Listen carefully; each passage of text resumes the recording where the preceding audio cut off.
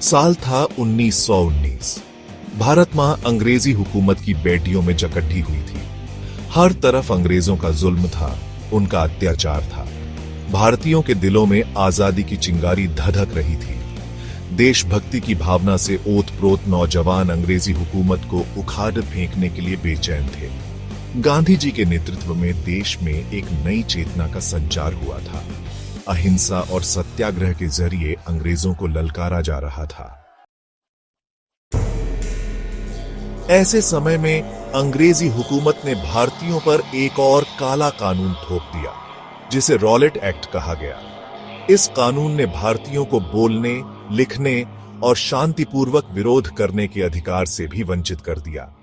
इस अत्याचार ने भारतीयों के जख्मों पर नमक छिड़कने का काम किया।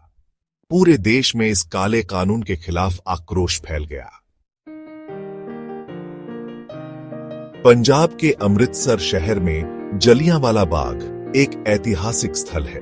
13 अप्रैल 1919 को बैसाखी का पर्व था। इस दिन हजारों की तादाद में पुरुष, महिलाएं और बच्चे जलियांवाला बाग में एकत्रित हुए थे।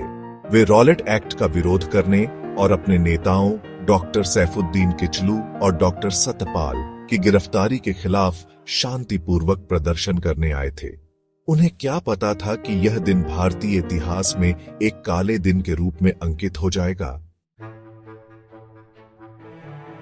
शाम का समय था।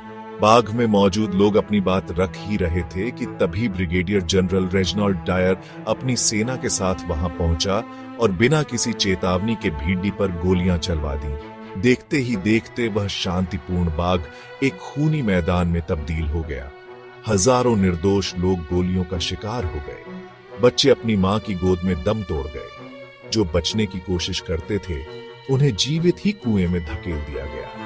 यह कोई नरसंहार नहीं, बल्कि मानवता को शर्मसार करने वाला एक जघन्य अपराध था। जलियांवाला बाग हत्याकांड की खबर जंगल की आग की तरह पूरे देश में फैल गई। हर तरफ गुस्सा था, आक्रोश था। इस क्रूर हत्याकांड ने भारतीयों को झकझोर कर रख दिया। इस घटना ने भारतीय स्वतंत्रता संग्राम को एक नया मोड़ दिया। गांधी जी ने इस हत्याकांड की कड़वी निंदा की और अंग्रेजी हुकूमत के खिलाफ अपना असहयोग आंदोलन तेज कर दिया। जलियांवाला बाग हत्याकांड के बाद पूरे देश में अंग्रेजों से बदला लेने की भावना बलवती हो गई। ऐसे ही एक क्रांतिकारी थे सरदार ऊधम सिंह। उन्होंने इस हत्याकांड को अपनी आंखों से देखा था और उस दिन प्रतिशोध की कसम खाई थी। उनके लिए जलियांवाला बाग सिर्फ एक स्थान नहीं, बल्कि अंग्रेजी अत्याचार का प्रतीक बन गया था। ऊधम सिंह ने 21 साल तक अपनी पहचान बदलकर बदला लेने के लिए सही समय का इंतजार किया।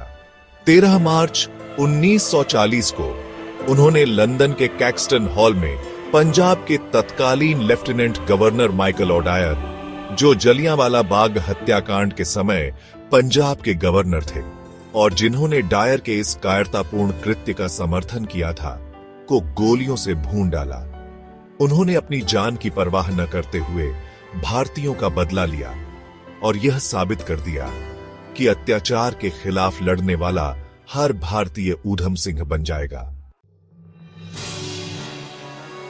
आज जलियांवाला बाग सिर्फ एक बाग नहीं, बल्कि भारतीयों के त्याग, बलिदान और शौर्य का प्रतीक बन चुका है। यह हमें याद दिलाता है कि आजादी हमें सस्ती नहीं मिली है। इसके लिए हमारे देशवासियों ने अपना तन, मन और धन न्योछावर कर दिया।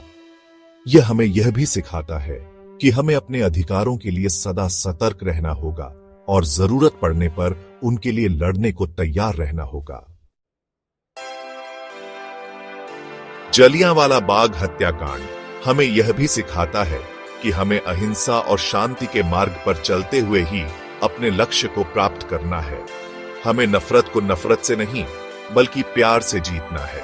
यही सच्ची श्रद्धांजलि होगी उन सभी शहीदों को जिन्होंने इस देश को आजाद कराने के लिए अपना सब कुछ न्योछावर कर दिया।